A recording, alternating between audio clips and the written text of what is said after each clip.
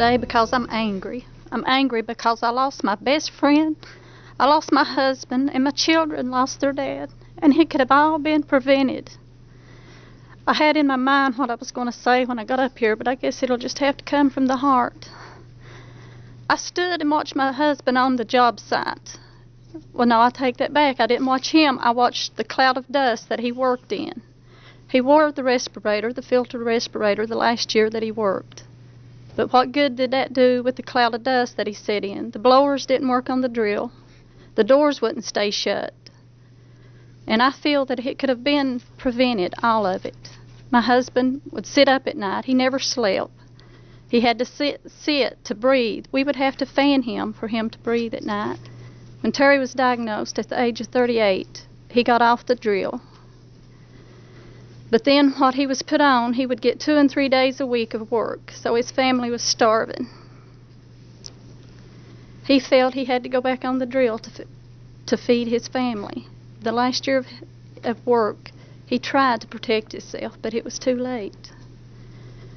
But at the age of 45, Terry's gone. And he wouldn't have lived that long if it hadn't been for the double lung transplant. God spared his life. He gave him 2.5 years or more to see his children grow because of the transplantation.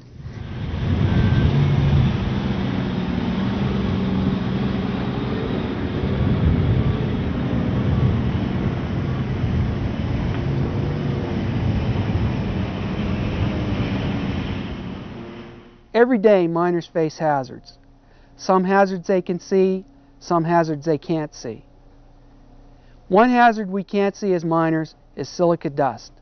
Silica dust causes a deadly disease called silicosis. We need to recognize the hazard of silica dust and protect ourselves for the sake of our children, our grandchildren, and our future. So what does the term silicosis mean to you? It's breathing of rock dust into the lungs that infects the lungs and never clears up. To me, silicosis is it's a dust that comes from the rock. It's like a real fine fiber that's in your body, your veins or whatever, you know, and for dust, real fine dust. What does silicosis mean to me?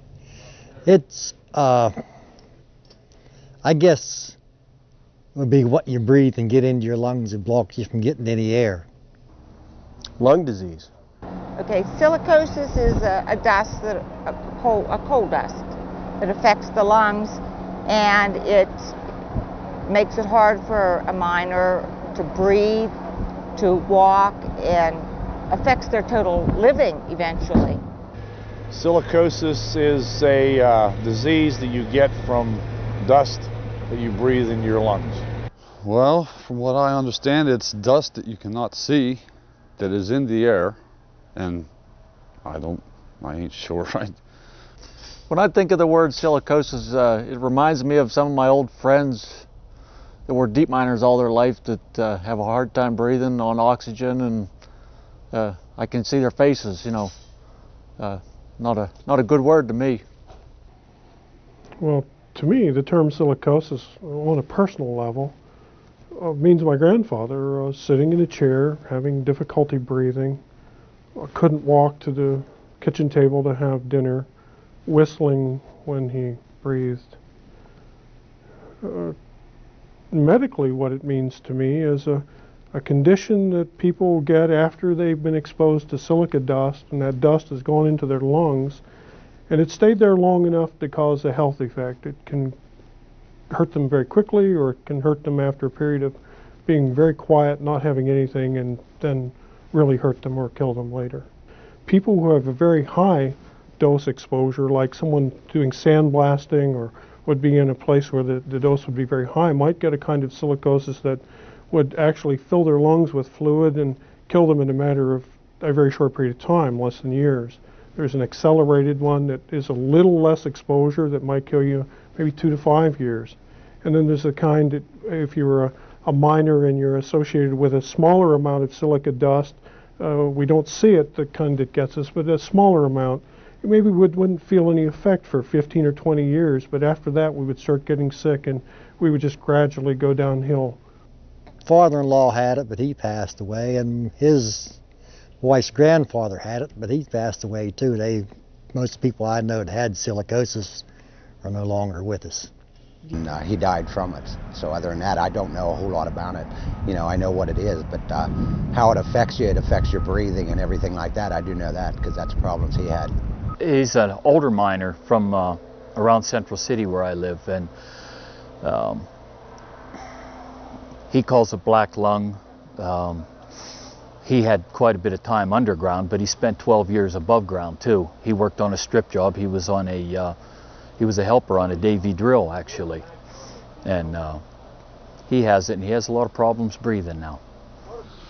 Well, my father was a strip miner, and for all his life, he started in strip mining when he was 13 years old. He worked in the tunnels for a few years, on and off. He was in a deep mine for 6 months, but he couldn't take it.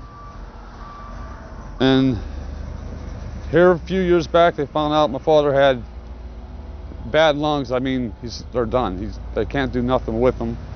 He's on oxygen 24 hours a day now. And it's all because of black lung and silicosis, and it's just, and we almost lost him, which I'm glad he's alive, but it was rough to see him do that, go through that. And I wouldn't want anybody to go through that. But he's still going, luckily. Well, the old fella that I can remember the best was probably 80 years old. He died shortly after his 80th birthday, and he had a tough time of it the last 5 years or so. He was on oxygen. He had a hard time getting out of his chair just to change channels on the TV. He had it pretty rough. Like I said, I saw my grandfather pass away from it. I know how he suffered with it, and I sure as heck don't want to end up with disease like that.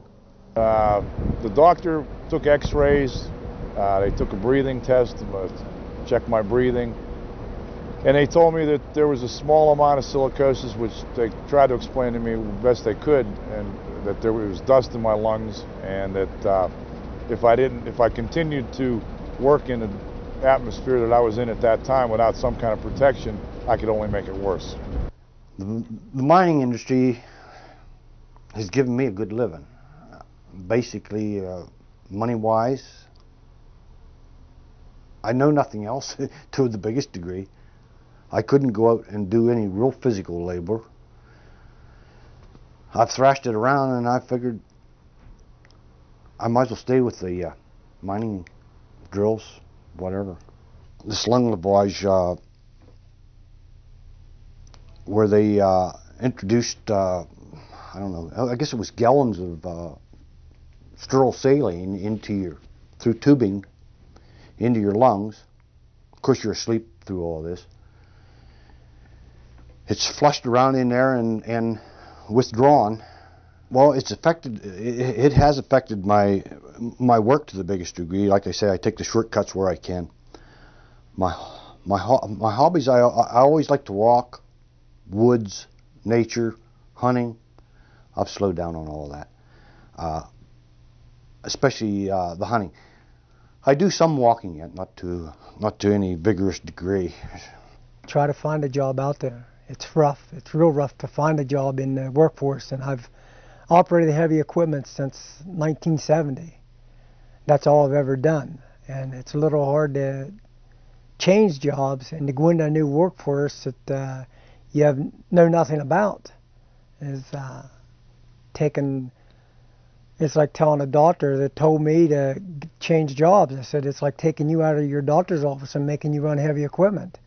I said, you're not going to be able to do it. It's not that easy. I said, it's real hard to try to get a job out there now. That's why I'm at it. I'm afraid if I do go out and get another job and there's a lot of physical labor into it, that I will not be able to handle it. And then if I go back to the workforce that I was in before, that they're not going to hire me because they're going to know that I had silicosis, and they won't hire me back, and I'm going to be put out on the street. And I used to weigh 255 pounds, and right now I'm down to 165 pounds, 170. And has a lot to do with the silicosis, and it has a lot to do with a lot of worrying, whether it's trying to find another job and changing the workforce. And every time I go to the doctor, you're still working at the same place, and you got to come out and say yes. I mean, jobs are hard to find out there. And it works on me a lot. I mean, it's worked on my family a lot. Not being able to do the stuff I used to be able to do, it worked on me a lot. And that has to do with some of the weight loss, they said, you know. Now, if you go into the mine, you're afforded an opportunity to use personal protective equipment. You really should use that. You don't want that junk in your lungs to begin with. I know it isn't quite as easy to breathe, and sometimes miners will change that thing so it's easier to breathe, and they always giggle about how easy it is to breathe with their mask when they change this thing. They're breathing silica. They don't know they messed up their mask. They may as well take their mask and throw it in the corner. My advice is wear your mask. Again, don't get exposed to silica. It's a silent killer. We don't know that it's in the air to begin with, and we don't feel its effect right away. But even after we stop the exposure, the silica just stays in there, and I sort of liken it to a sandstone grinding away at the lungs. We're hearing how dangerous it is and how so many people at a young age can get it. You know, everybody always thought it was you had to be 80 years old to get it, and now they're finding that people in their 30s and maybe even younger are getting it. Yeah, there's a lot of particles in the air even at the cleaning plant that you can't see them in the air, but till the end of the day you're usually pretty dirty, so if it's on you, you have to be breathing it. It doesn't get any better, it gets worse. It doesn't relieve itself even if you're out of the dust force. Try to avoid as much as you can and wear the right protection when you're around it. There ain't much more you can do with it.